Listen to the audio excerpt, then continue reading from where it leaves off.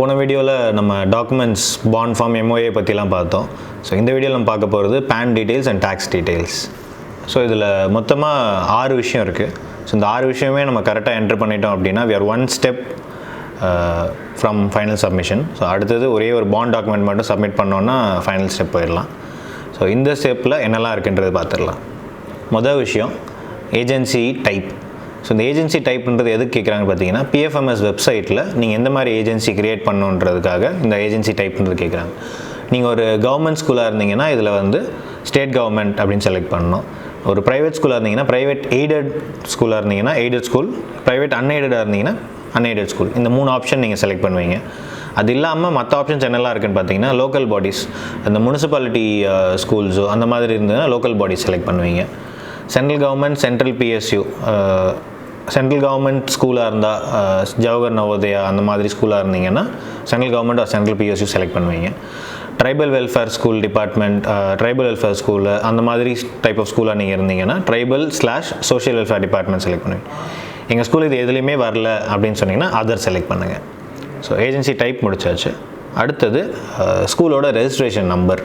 So ஒரு ஸ்கூலுக்கும் registration number இருக்கும் டிபெண்டிங் ஆன் த போர்டு. நீங்கள் சிபிஎஸ்சி ஸ்கூலாக இருந்தால் சிபிஎஸ்சி உங்களுக்கு ரெஜிஸ்ட்ரேஷன் நம்பர் கொடுத்துருப்பாங்க. ஸ்டேட் போர்டாக இருந்தால் ஸ்டேட் கவர்மெண்ட் உங்களுக்கு ரெஜிஸ்ட்ரேஷன் நம்பர் கொடுத்துருப்பாங்க.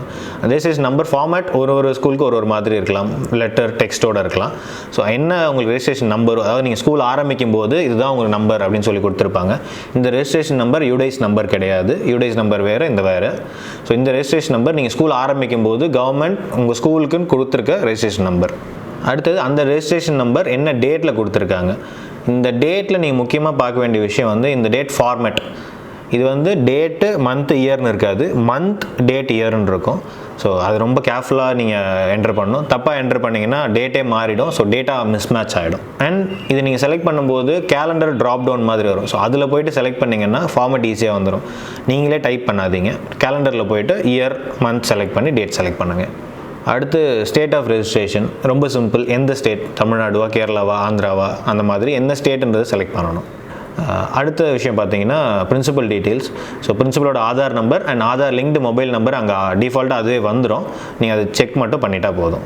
லாஸ்ட்டு பாயிண்ட், ரொம்ப இம்பார்ட்டண்ட்டான பாயிண்ட், டேக்ஸ் எக்ஸம்ஷன். ஸோ நீங்கள் ஒரு ஸ்கூல், ஒரு ட்ரஸ்ட் மூலிமா ஒரு ஸ்கூல் நடத்துகிறீங்க, நீங்கள் ஒரு கவர்மெண்ட் ஸ்கூல், ஒரு ப்ரைவேட் அன்எய்டட், எய்டட் ஸ்கூல், எந்த டைப் ஆஃப் ஸ்கூலாக இருந்தாலும் நீங்கள் இன்கம் டேக்ஸ் கட்டியிருப்பீங்க. இல்லைனா இன்கம் டேக்ஸ்லேருந்து நீங்கள் எக்ஸம்ப்டடாக இருப்பீங்க. உங்களுக்கு நீங்கள் இன்கம் டேக்ஸ் கட்டணும்னு அவசியம் இருக்காது. ஸோ இஃப் இன்கம் டேக்ஸ் நீங்கள் எக்ஸம்ப்டட், ஆமாம் எங்கள் ஸ்கூலுக்கு இன்கம் டேக்ஸ்னால் கட்ட வேண்டாம் அப்படின்னா நீங்கள் செக்ஷன் 12A அப்படின்னு சொல்லிட்டு ஒரு ஃபார்ம் இருக்கும், இன்கம் டேக்ஸ் டிபார்ட்மெண்ட்லேருந்து உங்கள் ஸ்கூல்கிட்ட இருக்கும். அப்படி இல்லைனா நீங்கள் புதுசாக போய் அந்த ஃபார்ம் வாங்கணும். வாங்கினீங்கன்னா அந்த ஃபார்மை ஸ்கேன் பண்ணி அப்லோட் பண்ணணும். அப்படி இல்லை 12A ஃபார்ம் எங்ககிட்ட இல்லை அப்படின்னா நீங்கள் ஒரு கவர்மெண்ட் ஸ்கூலாக இருந்தீங்கன்னா ஒரு செல்ஃப் டிக்ளரேஷன் ஃபார்மேட் இருக்குது. ஸோ இதுதான் அந்த ஃபார்மேட். ஸோ இந்த ஃபார்மேட்டில் உங்கள் ஸ்கூலோட நேம், பிரின்சிபல் ஆஃப் உங்கள் ஸ்கூலோட நேம் போட்டுட்டு நாங்கள் ஒரு கவர்மெண்ட் ஸ்கூல், இந்த செக்ஷன் கீழே நாங்கள் வந்து இன்கம் டேக்ஸ் கட்டணும்னு அவசியம் இல்லை அப்படின்னு சொல்லிட்டு அந்த ஆக்ட் டீட்டெயில்ஸ் எல்லாமே இருக்கும். 1961 இன்கம் டேக்ஸ் ஆக்ட் அதெல்லாம் போட்டுட்டு school name, address details, principal detail போட்டுட்டு பிரின்சிபல் சைன் வித் சீல் பண்ணிவிட்டு அந்த டாக்குமெண்ட்டை ஸ்கூல் லெட்டர் ஹெட்டில் பிரிண்ட் எடுக்கணும். சப்போஸ் லெட்டர் ஹெட் இல்லை அப்படின்னா மேலே உங்கள் ஸ்கூலோட நேம் பெருசாக போட்டுட்டு ஸ்கூல் அட்ரஸ் கொஞ்சம் சின்னதாக போட்டுருக்கோங்க. ஸோ இப்போ இன்கம் டேக்ஸ் உங்கள் ஸ்கூல்லேருந்து ஆல்ரெடி நீங்கள் கட்டிகிட்டு இருக்கீங்க அப்படின்னா கண்டிப்பாக உங்களுக்கு ஒரு பேன் கார்டு இருக்கும். ஸோ இந்த பேன் கார்டோட நம்பர் என்ட்ரு பண்ணிவிட்டு அந்த பேன் கார்டை ஸ்கேன் பண்ணி அப்லோட் பண்ணிடுவீங்க. இதுதான் அந்த பேஜ். ஸோ இதில் வந்து ஏஜென்சி டைப் செலக்ட் பண்ணுவீங்க, ரெஜிஸ்ட்ரேஷன் நம்பர் போடுவீங்க, ரெஜிஸ்ட்ரேஷன் டேட்டு இந்த கேலண்டர் மாடலில் செலக்ட் பண்ணுவீங்க, ரெஜிஸ்ட்ரேஷன் ஸ்டேட் எந்த ஸ்டேட்ன்ற செலக்ட் பண்ணிடுவீங்க, Aadhaar number and phone number already வந்துடும். எக்ஸம்ப்டட் அப்படின்னா இந்த ஃபார்ம் செலக்ட் பண்ணுவீங்க. நோ இன்கம் டேக்ஸ் வந்து நாங்கள் எக்ஸம்ப்டட் கிடையாது அப்படின்னா பேன் நம்பர் டீட்டெயில்ஸ் எல்லாமே போடுவீங்க.